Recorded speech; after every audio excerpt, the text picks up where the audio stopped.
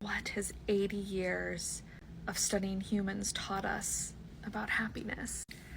I'll tell you what, seeing this like 80-year study go viral again and again and again has taught me that nobody knows how to like footnote or asterisk or just like add a dang sentence about the sample. The sample. Tell people about the sample for the study.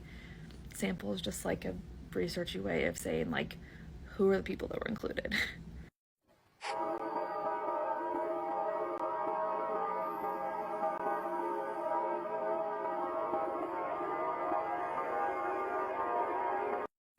This one does tell you how many people were included in the study, and you look at it and you're like, wow, it's like over 1,000 people.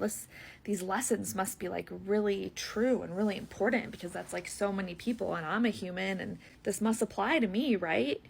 Well, that depends. Are you a white man at Harvard? I'm exaggerating because the study did go on to eventually include some non-white men not from Harvard. But like, in case you missed my last video on this, let's just recap and see what we think about these lessons. The findings from the Harvard study come from originally two different groups of people. 268 Harvard sophomores, all white men, who were sophomores in 1938. And then in the 1970s, they added in 456 inner city residents, also all white men.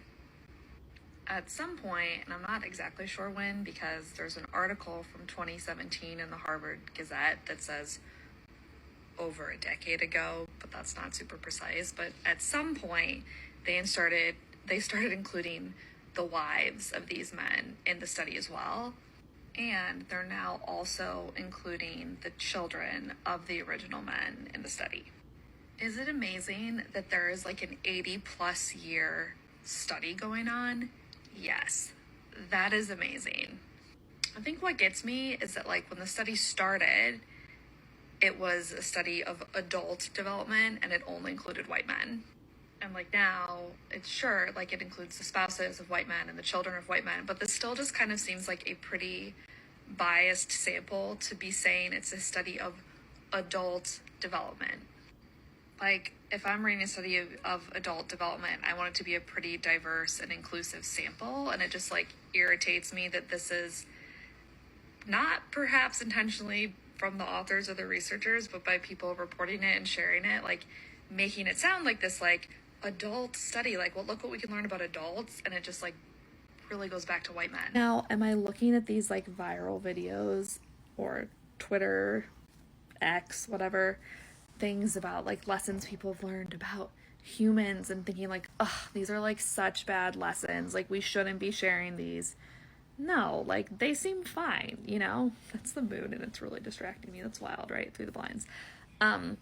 No, I'm not thinking that at all. Like, it's not like they're bad lessons. It's just like to say like those are lessons for all humans based in research bugs me a little bit, right? Because it is based in research, but it's based in research on a very particular group of humans. And as a member of a group of humans who wasn't included in that initial group and is like, let's say marginally included in later groups, I don't know how much of those lessons apply to me based on research, right? Like I could decide how much I feel like they apply for me, or I want to try out those lessons based on my intuition, opinion, gut feeling, whatever. But that's not the same as saying like research shows something. So I think we should just be careful about how we report things per usual. And it's not like you can't learn from research that's like not based on people exactly like you, right? You totally can. But what I would say is like that's why they do studies where they like replicate results for like different groups of people, and you check for like the validity of data by seeing like, hey, we found this with this group of people, does it hold up to be true with this other group of people? Like all these important like aspects of doing good research. And again, I don't think the researchers who did that study like they are measured in how they report things, and they do mention their sample, and like this is a common practice in research. Like you talk about the limitations of your work, but people who are just like sharing it because it's like really interesting or eye catchy or sometimes clickbaity, whatever, aren't doing that same like due diligence. And I think that does everyone a disservice. I also think that it's misinformation.